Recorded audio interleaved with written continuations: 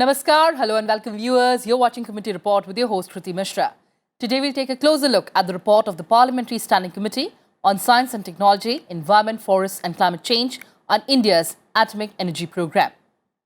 India is the only developing nation to have indigenously developed, demonstrated and deployed nuclear reactors for electricity generation. This was made possible through several decades of extensive scientific research and technology development. There are presently 22 reactors in operation and 11 reactors are under construction or commissioning at various stages. After entering into International Civil Nuclear Cooperation Agreement in 2008, India was bestowed with opportunity of setting up nuclear reactors with international cooperation. The Parliamentary Standing Committee believes that merely having physical infrastructure in place alone would not yield the desired results, as it is of the utmost importance and great significance that these facilities are equipped with qualified and trained human resource as well. And for deeper insights on India's atomic energy program, I'm joined by an illustrious panel of guests. Joining us through virtual platform, Mr. Ratan Kumar Sinha, former chairman, Atomic Energy Commission. Also joining us, Mr. Niranjan Bishi, member of Rajya Sabha. He represents the BJD. And in the studio, we have with us Dr. Atul Batra, Associate Professor, Medical Oncology, Dr. B.R. Ambedkar Institute of Cancer, AIIMS. I welcome all of you on Sansad TV and thank you so much for joining us. And Mr. Sinha, let me begin the program with you. India entered the atomic age, more currently the nuclear age, on 4th of August 1956, when Apsara, India's first nuclear reactor, went into operation. India has consciously proceeded to explore the possibility of tapping nuclear energy for the purpose of power generation. In this direction, three-stage nuclear power program was formulated by Homi Bhabha in the 1950s. Take us through India's journey, sir. Well, let me begin from the very beginning. It was Homi Bhabha who went to London to study first and thereafter become a part of the faculty in the Cambridge University. And then the war II broke and he came back to India. However, just before he did, a very important discovery was made in the world of physics, and that was the discovery of nuclear fission. That people realized only at that point of time that what we consider as an atom, or which consists of a nucleus and electrons. So nucleus itself is not a single entity; it can break into protons and neutrons, but release huge amount of energy, and that was the one very important discovery in the history of science, and I would say in the history of mankind. And Homi Bhabha realized it very quickly at that moment, although he had to leave because of the World War, leave Cambridge because of the World War emerging at this point of time. He came back to India and joined Indian science program here in certain capacities, terminating in becoming a part of the atomic energy program, which we envisaged sometime in 1945, when the Tata Institute of Fundamental Research, at that time called Institute of Fundamental Research, was created. And then in 1948, of course, we had the Atomic Energy Commission set up, of which he was the chairman. And thereafter, things proceeded with creation of the Bhabha Atomic Research Center. At that time, of course, it was not called Bhabha. But the first and highest priority, I think, at that point of time for Dr. Homi Jahangir Bhabha was to establish a top-end infrastructure, as well as the human resources which will man this infrastructure should be of the highest caliber. And that started what we call today the BARC training school. And from that angle, the human resource part was the most important part that began to take shape soon after the start of the atomic energy program. And then things proceeded further with the collaboration with India and Canada. Nuclear power plant at Rajasthan Atomic Power Station came into being, units 1 and 2. And as unit 1 came into being under operation sometime in, I think, 1970 or something, India had the Pokhran test conducted in 1974. She brought a great deal of prestige to the Indian mind, but the international nuclear community was actually shocked with this discovery. A 1974 test ultimately culminated in international civil nuclear cooperation denials. Some of the existing partners, particularly the Canadian partners, decided to keep away. And the Rajasthan Atomic Power Unit 1, which was completed in a certain time from beginning to the commissioning, Rajasthan Unit 2 at that time took at least 6 more years to complete, simply because the technical and scientific strength which was behind the back of the Indian program for the leaders at that time, in the form of Canadians, those Canadians walked away. And this was a good message for us, but certainly we had our own human resources which picked up the challenge, and thereafter we never looked back. In fact, after the 1998 test, we had in next year, in 1999, commissioned 3 new reactors of Indian design without getting affected by any kind of a technology denial. And the progress continued, and this matter was noticed by the international community.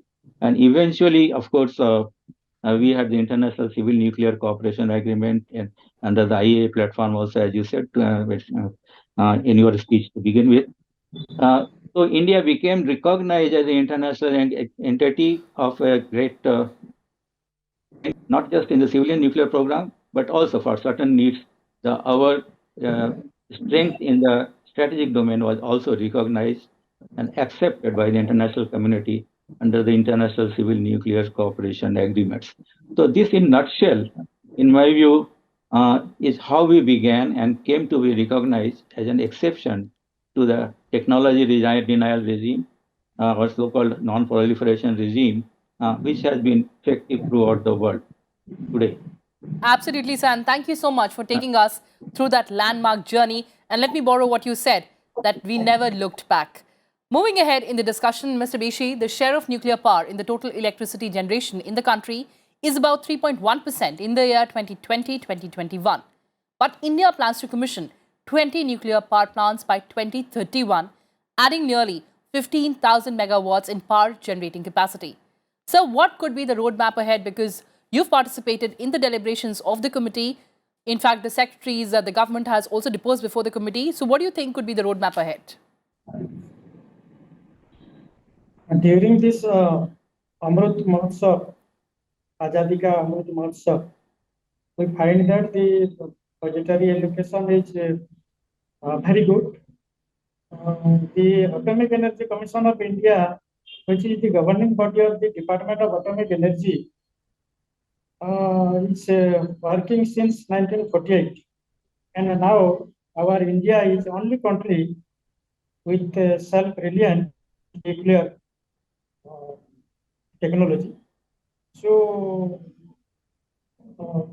our country should develop in advanced technology in domain like lasers, accelerators, supercomputer, robotic information technology and biotechnology, as well as we should develop in the field of atomic energy as well as developing radiation technology for application in the field of medicine, industry, agriculture, and basic science. But we see that in our budget estimate, the budgetary allocation for R&D project for Bhabha Atomic Research Center has been reduced to 246.04 crores,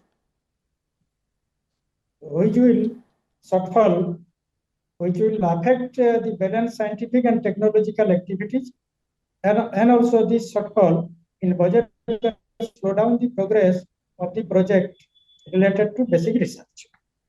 So the budget provision should be, as per our demand for grants 2023-24, budget provision should be increased in order to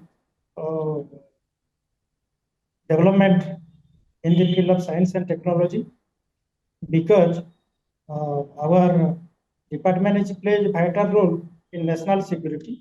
Right, sir. So national security is first, then other development activities.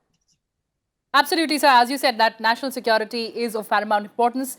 But also, let's understand the application of atomic and nuclear energy. Dr. Batra, of course, we understand that there is application of atomic and nuclear energy in our daily lives, but particularly in the field of medicine and more particularly in oncology. Help us understand the application. So if we look at when a country develops, so first we need to understand what cancer, how it affects. As the country develops, we get over the infections and cardiovascular diseases, and cancer has become the #1 killer everywhere. Like with the development this comes. And to treat cancer or even to diagnose cancer, we require multidisciplinary teams, of which we have nuclear medicine department and the radiation department, then medical oncology and surgical oncology.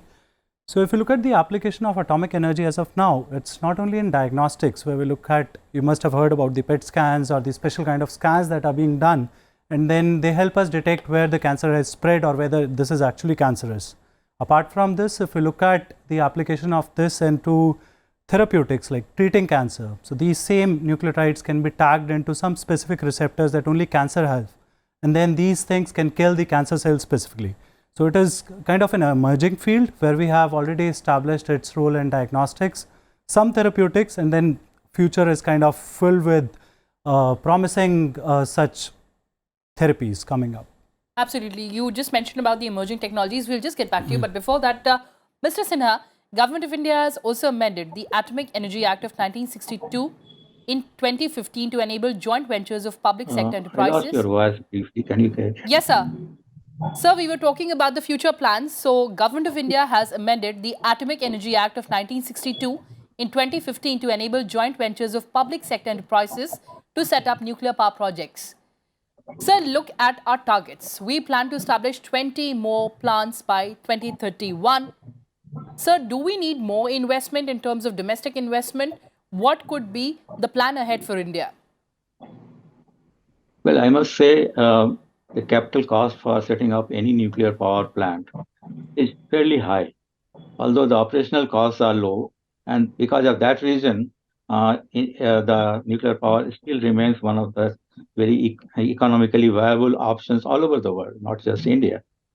And capital is something which demands resources. And from that perspective, to say that having a joint holdership in the ownership of the plant, particularly public sector undertakings, could be a good idea. And during my tenure as secretary, also these ideas were being discussed and debated. I think as the power, our nuclear power contributions grows further, I think at some point of time we must look at these possibilities and explore other options also. At the moment, we have got our public sector undertaking, Nuclear Power Corporation of India, which is fully responsible for taking care of all the stages of nuclear power plant life, right? Construction, operation, maintenance, and so on. And it has been done successfully, but as you rightly pointed out, the scope for growth in an exponential direction, I think that's what we need to look at. Looking at the fuel condition, particularly coal in the country, oil, certainly we have to import in a huge lot. Nuclear is one very clean and green option, in my view, that needs to be encouraged, as well as it should grow, in my view, exponentially to take care of the demand in our country, also to take care of the environment. So from that angle, certainly we would require more partners to come in and further investments to also be coming, not through just governmental channel, but also otherwise. So I'm just being inquisitive. You just said that during your tenure, a lot of ideas were discussed. Do you think that those ideas have actually translated into action on ground? I would say so, because of course there are certain challenges everywhere. There are challenges, particularly when you are dealing with first of a kind system. For example, I would call our fast reactor program first of a kind within the country. We did face certain challenges in bringing up the prototype fast breeder reactor, which was the only fast breeder reactor, or fast breeder reactor, which was under construction. It still is under construction and commissioning. But there have been certain lessons which we have learned, which will be useful for the growth of this program around fast breeder reactors. And I think that's the next stage of our nuclear power program, because India is a country which does not possess enough uranium resources. That's right. We have been certainly exempted from severe limitations on imports after the International Civil Nuclear Cooperation Agreement. But still, to grow exponentially, we need to make full use of the uranium which is available. Internationally, what people do, the enrich the uranium, use in a certain kind of reactor, which is basically light water reactors, and thereafter, the balanced nuclear fuel, which still contains 99% of uranium, uh, uh, is treated as a waste, which is, in our view, in Indian point of view, it is a terrible loss of resources. If you reprocess the fuel, we get plutonium, and if you make a fast breeder reactor using that plutonium, in the perimeter of that reactor, in the what we call the blanket region, we can put uranium which has come out of the existing reactors, which is depreciated. I mean, which is having a less amount of uranium-235, which otherwise people are using as a waste fuel, waste to be dumped somewhere. So that uranium is further bleeding the plutonium, and this is what we call closing the nuclear fuel cycle using fast breeder reactors. And this is what India is pursuing. Today, India is one of the major countries in the world, perhaps the only one today, which is actively pursuing this program. And this, in my view, is a very sustainable solution. Technology-wise, we are quite mature. In terms of the commissioning and construction aspect, we have learned our lessons, particularly in the prototype fast breeder reactor. I believe during the next 10 years' time, we certainly would be needing quite significant resources to invest in not just our existing reactor types with the pressurized heavy water reactors, which are using uranium-based fuel, but also in setting up the larger scale nuclear reprocessing facilities to recover plutonium from this spent fuel and then build additional fast breeder reactors so that to expand the nuclear power program on a largely self-sustainable and clean to handle, particularly the clean waste management angle. So I Absolutely, think sir. we Absolutely. need to have more investment, certainly in due course.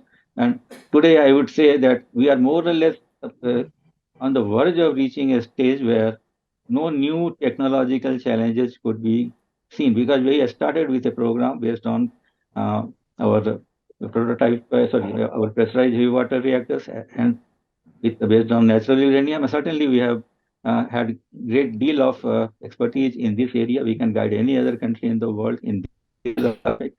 We had closed our fuel cycle through reprocessing of the spent fuel which comes out of these reactors to separate sir. plutonium. And using that plutonium, now we are built fuel for our prototype fast breeder reactor. And sooner or later, this prototype fast breeder reactor, I hope within the next 3-4 years, it should be operational. It will give us plenty of experience in this type of a design as well.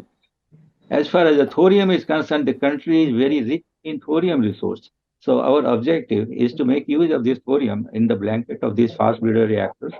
So to breed another type of fuel, which is called Right, sir. uranium-233. Absolutely. So those are the future plans that you're discussing. And of course, sustainability is a very important component, whether in terms of our capacity or even energy. Mr. Bishi, the commitment to a net zero economy involves transition to clean energy sources like renewables and nuclear power. How important do you think is nuclear power in India's energy transition plans? Firstly, I will say that the atomic energy program should fulfill the objective of generating electricity from nuclear energy through the use of the naturally available thorium and uranium, what our ex-chairman sir says, and to build research reactor and implement radioisotopes produced in reactors for application in the field of agriculture, industry, and medicines, and to develop material including strategic and non-nuclear ones like titanium. Also, contribute to industrial development by promoting technology transfer and interaction with the industry, and also offer support to fundamental research in nuclear energy and other areas in science, and to promote international collaboration in the field of advanced research and science projects. So, our government should take every step for the purpose of development of our atomic energy, which was established during 1954 Absolutely, to sir. self-sufficient country in the world and to protect our nation from all Absolutely, sir. sorts The of fact that we were the first country, right, sir? Right, sir. But Dr. Batra, we are running short of time. You were talking about the emerging technology and the use of this particular technology in diagnostics. Going ahead, what kind of applications do you foresee? So you see, till now we have been using mostly FDG PET scans for diagnosis, but now with time there are new like PSMA based PET scans which are specific for prostate cancer. So these are more accurate kind of scans that are there, and there are more FES type of scans which are coming up. Looking at therapeutics, we have lutetium, we have actinium. So these therapies can directly target and can kill those cancer cells. So a lot of this needs to be kind of evaluated further into clinical research as well. And this is what's been going on for the last decade as well. And there are few cancers where we have identified role and few cancers where it is still emerging. All right, all right. Thank you so much for putting things in perspective. But Mr. Sinha, I'll give you the last word on the show today. So what about our safety standards? How do you assess our safety standards? Well, I must say that International Atomic Energy Agency is the supervisor for the safety of nuclear energy all over the world. But all said and done, we have not yet to see any calamity arising out of nuclear power. And let me qualify this statement. The people will talk about Chernobyl, people will talk about Ireland. And so, but then it's basically arising out of some fear syndrome, out of coming of the radiation which is coming out of this accident, so-called serious accident. No fatality has ever arisen just because of radiation, and much less than any chemical accident. This particular mode of danger is not as important to consider for a long-term plan perspective. But while having said that, it leads to particular dimensions of our program. Number one, ensure public confidence in nuclear energy as a safe and viable option, which needs to be, we need to do a lot on that. And during my tenure, of course, we did so many things, including sponsoring tournaments and participating in Republic Day Parade, etc. And the second part is certainly to ensure at a much higher level safety and security, continued safety and security. And we have got our own regulatory body, which is extremely competent, internationally recognized Atomic Energy Regulatory Board. And nuclear power facilities in our country, not just nuclear power, but any other facility, have to be governed by the guidelines and the specifications which are made by this particular important body. So we need to have no threat perception as far as the nuclear energy is concerned, and we need to have full confidence in our system. But at the very back of this, and post retirement, really speaking, I am trying to work hard on that by using biological research to our own scientists to establish once for all that radiation does no harm can be considered to be a threat as far as the nuclear energy is concerned. And I'm sure internationally also there are a lot of such research work going on now, throwing away light on what could be the desirable limit for radiation protections. And That's right, if sir. you pursue that kind of a line of thought, very soon I think the fear syndrome will vanish. This is my expectation. This is my wish. Absolutely, sir. And as you said, that our standards are comparable to the global standards. On that note, thank you so much for joining us, Mr. Sinha, Mr. Bishi, and Dr. Batra. Well, viewers, that's all we had for you in this edition. Thanks for watching and stay tuned to Sansad TV. Goodbye for now from my side.